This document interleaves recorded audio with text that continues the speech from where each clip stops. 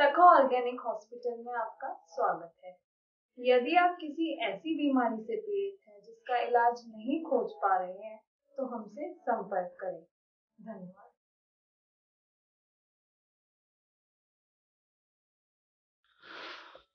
Organic क्रांति के सभी मित्रों को सखा का प्रणाम। आज हम बात करेंगे ऑर्गेनिक मेडिटेशन की। अब निश्चित ही अभी तक लोगों ने बात सुनी है ऑर्गेनिक फूड की, तो ये ऑर्गेनिक मेडिटेशन की बात कहाँ पे आ गई?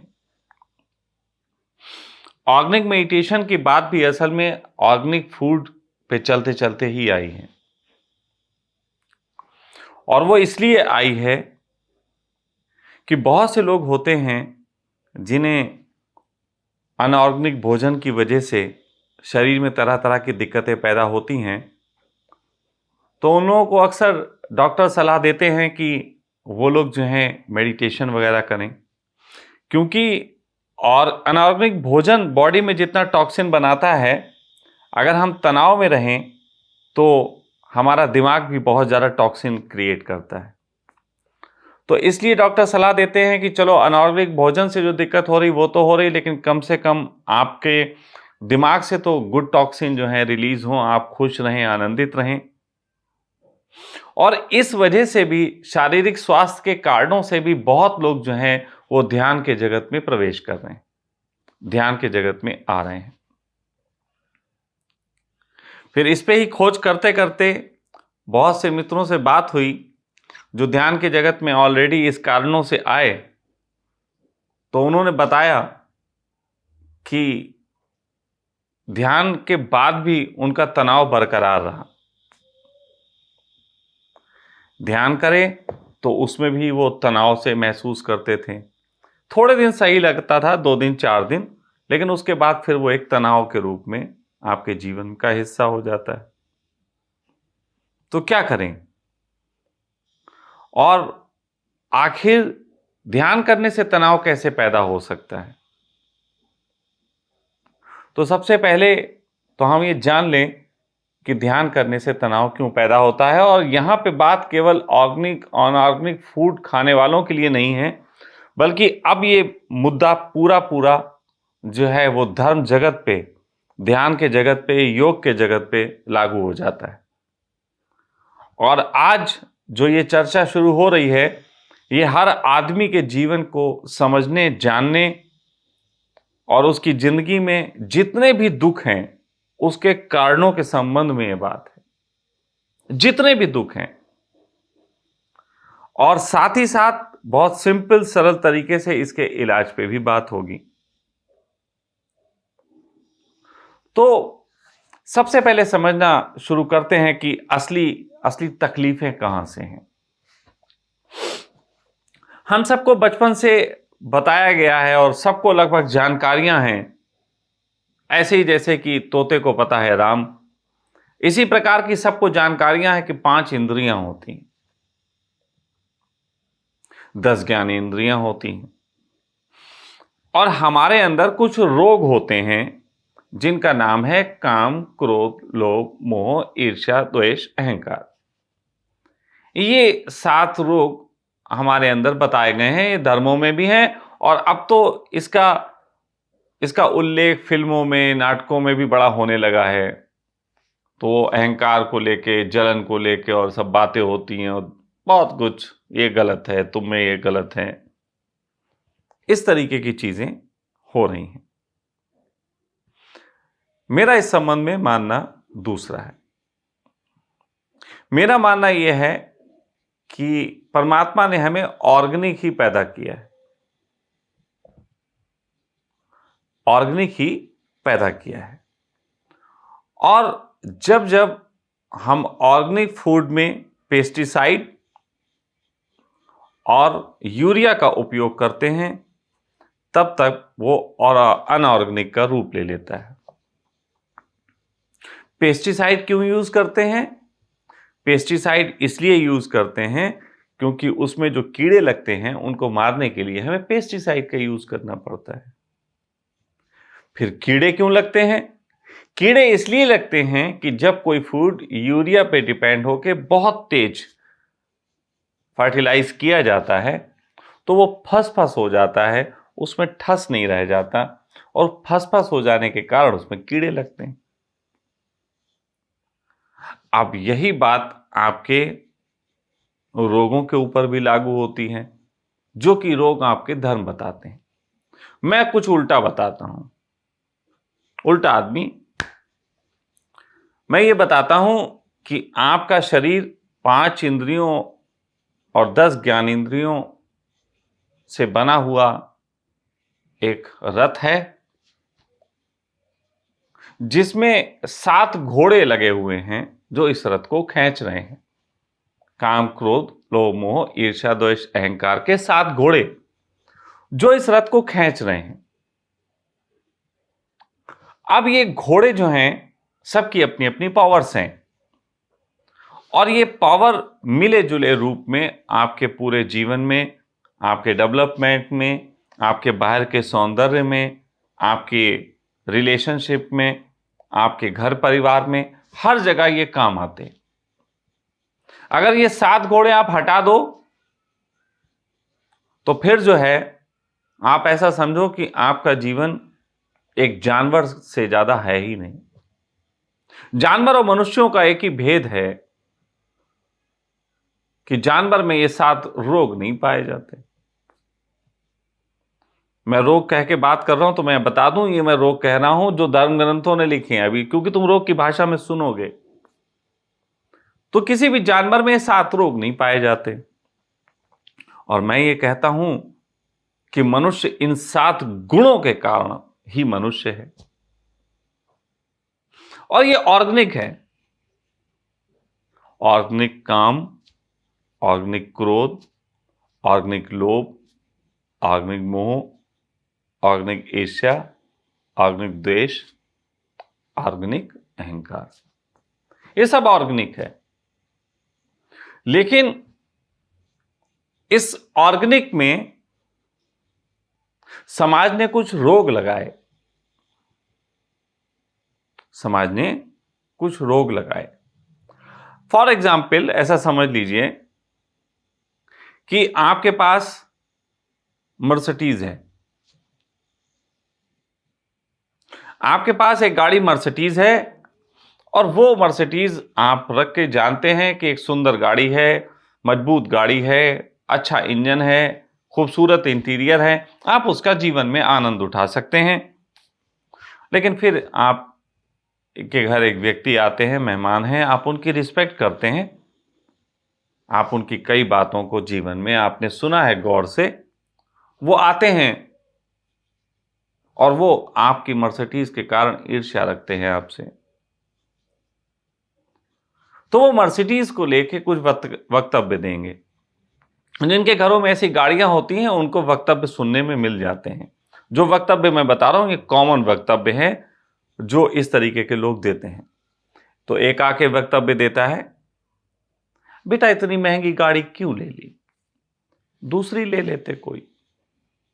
फिर एक आके वक्तव्य देता है, अरे भाई इसके तो खर्चे बहुत हैं, इसका तो एक लैंप टूट जाए तो 75,000 रुपए खर्चा हो जाता है, इसकी तो सर्विसिंग कराओ तो 50-60 हजार रुपए चाहिए।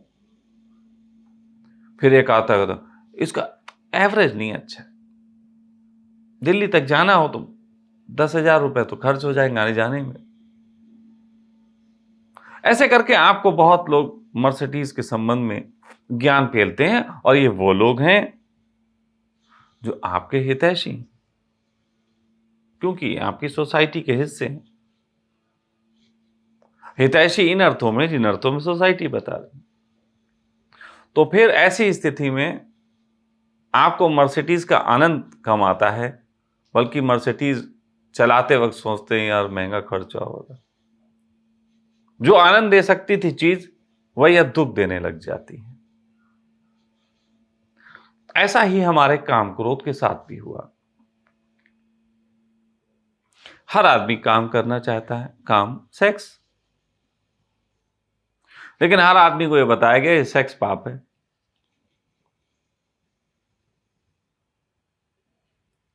हर आदमी को बताया गया अहंकार रोग है। और ये इतने छोटे पर से ये ऐसी इंफॉर्मेशंस हमारे दिमाग में डाल दी जाती हैं कि हमारे ये जो हमारी खूबियां थी, जो हमारे मनुष्य होने के सबसे अच्छे रीजंस थे, उन रीजंस को जो है वो हमने मिसगाइड किया। हमने उन्हें जबरदस्ती समाज के हित में बनाने के लिए यूरिया लगा दिया और वो यूरिया के कारण जो है वो अपने जरूरत से ज्यादा विकृत रूपों को उपलब्ध होने लगे। जरूरत से ज्यादा विकृत, मैं सामान्य विकृति किसी भी चीज से हो सकती है, लेकिन जरूरत से ज्यादा विकृत। फिर इसमें रोग लग जाते हैं। आपकी इसके संबंध में ही आपको रोग लग जाते हैं। आप कोई कार्य करते हो, आपको कोई कंपटीशन में जाते हो, तो आपको लगता है मैं अहंकारी तो नहीं। आप धन कमाने निकलते हो, आपको पंडित का ज्ञान आता है, कहीं मैं लोभी तो नहीं। जहां पे भी आप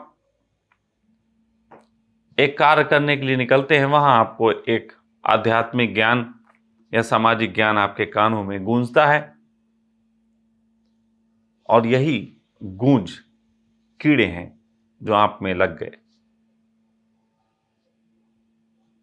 पहले यूरिया दी समाज ने आपको, ताकि वो आपके इन रोगों पे कंट्रोल करके आपको समाज के लायक बना ले, या ऐसा समझो अपनी तरह।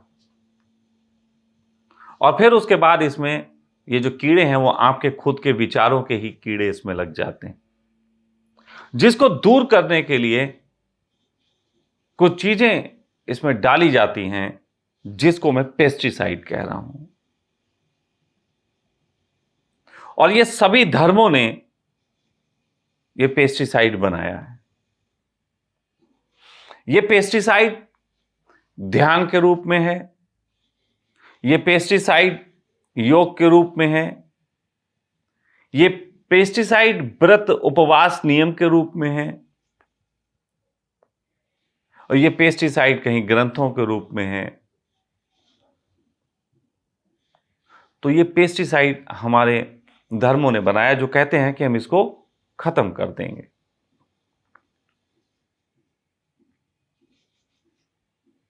लेकिन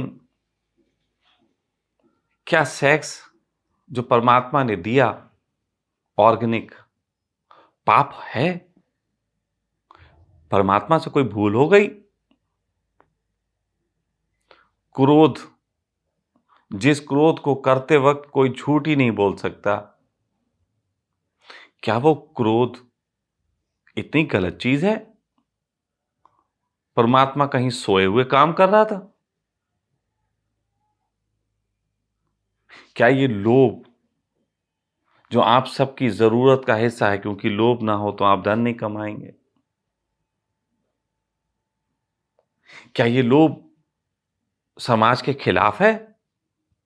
फिर तो आपको सारी पढ़ाइयां, सारी चीजें रोक देनी चाहिए। एक जानवर की तरह आपने दिन में काम किया, एक मजदूर ही सही काम किया, आपको शाम तक 300 रुपए मिलने थे 8 घंटे की मजदूरी के। आपने 3 घंटे बाद ही कहा 100 रुपए से मेरा काम चल जाएगा, मैं इतना ही काम करूंगा। क्या यह समाज का डेवलपमेंट में सहयोगी होगा?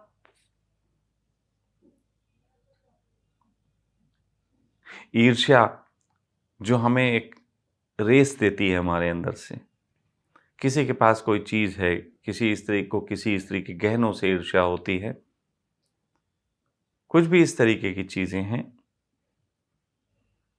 क्या ये कोई बुरी बात है? किसी के गहनों से अच्छे गहने हमें खरीदने की चाह उठना, ये क्या बुरी बात है? मुझे नहीं लगता। मुझे तो स्पष्ट एहसास है कि एक ऑर्गेनिक वर्ड हमें नेचर ने दिया था, जिसमें काम, क्रोध, लोभ, मोह, ईर्ष्या, द्वेष, अहंकार सारे ही प्यारे थे। उसके बाद कुछ लोगों ने इसका सत्यानाश किया। नहीं जरूरत रही होगी किसी व्यक्ति को सेक्स की, उसके शरीर में नपुंसकता के लक्षण ज्यादा होंगे, उसका ध्यान में अपने तरीके से मन लग जाता होगा, लेकिन उसने अपना एनालिसिस करके आपको बता दिया कि काम क्योंकि वो नहीं उतरता है इसलिए ध्यान उसको घटित होता है।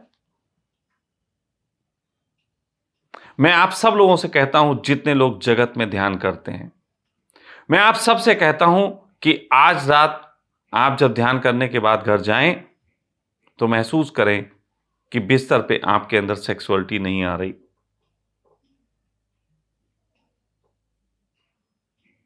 फिर कल भी नहीं आएगी, परसों भी नहीं, समाप्त हो गई। अगर ये सही से चिंतन कर लोगे तो तुम्हें ध्यान करने की चाह नहीं उठेगी।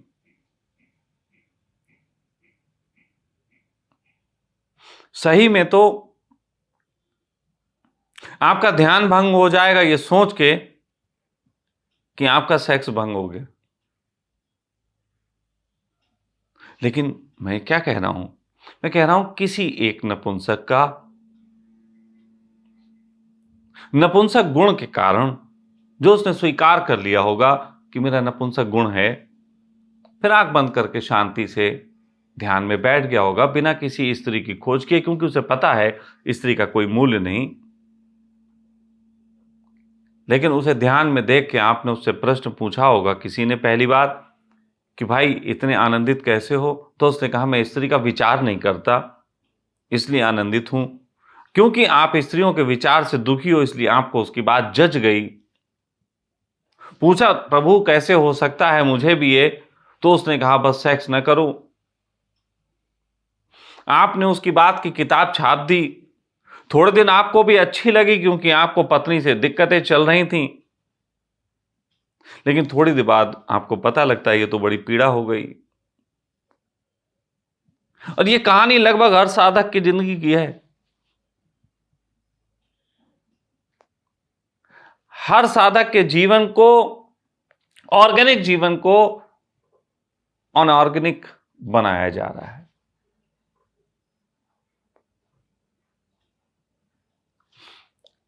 जब आप ध्यान करने जाते हो इसलिए कि तनाव से मुक्त हो, तो वहां एक नए तरीके का तनाव है, नियमावलियों का तनाव। इतनी देर करना है, घंटा बजे तो उठ जाना है, घंटा बजे तो लेट जाना है। आपकी जिंदगी एक घंटे पे चल रही है। ध्यान किसी घंटे से नहीं घटता, घंटे से घंटा ना घटेगा।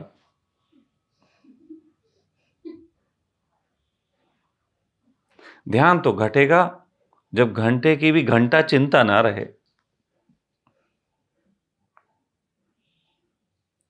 लेकिन घंटे की चिंता क्यों ना रहे? क्योंकि गुरु जी ने तो कहा है घंटा ही आपको मार्गदर्शन करेगा। ये तरह तरह के घंटे हैं जो आपको बताते हैं कि फला वक्त में ये करना है, इस घंटे में ये करना है, ऐसे सोना है, ऐसे चलना है, रात को ये सब चीजें करनी है, सुबह ये करना है। तमाम तरीके के नियम कानून, व्रत, उपवास पेस्टिसाइड और यूरिया के रूप में आप में डाले जा रहे हैं। तनाव तो होगा।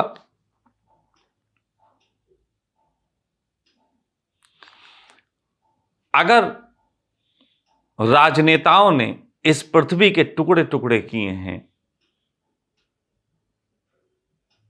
तो मैं कहता हूं ये छोटे अपराधी हैं। बड़े अपराधी तो वो धार्मिक लोग हैं जिन्होंने तुम्हारे खंड खंड कर दिए, तुम्हारे अंदर से ही तुम्हारे खंड खंड कर दिए।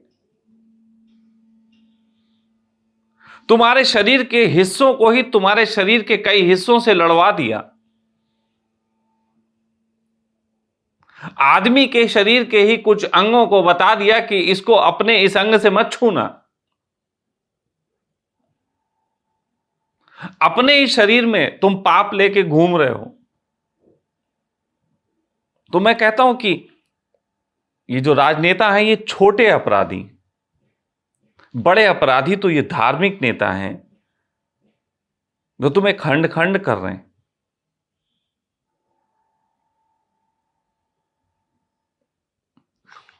Organic,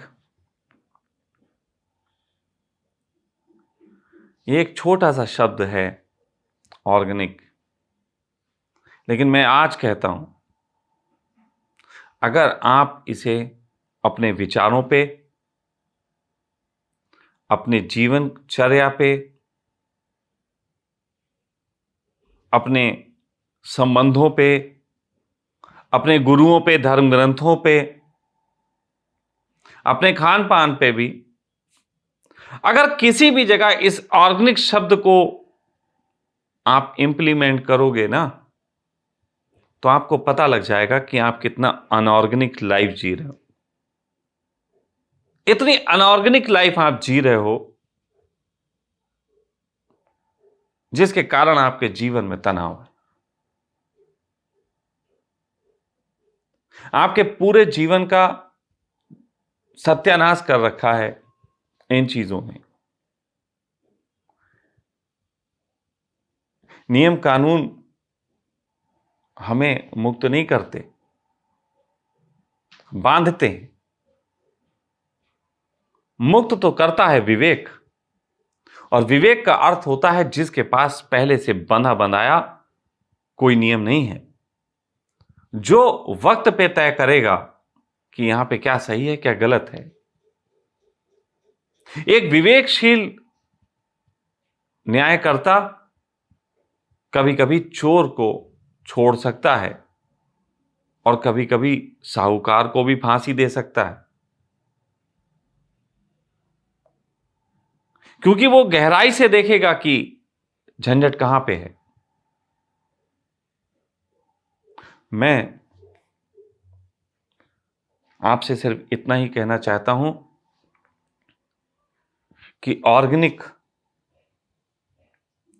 meditation, organic lifestyle, organic relationship, अब इन सब की बहुत जरूरत पड़ने वाली है।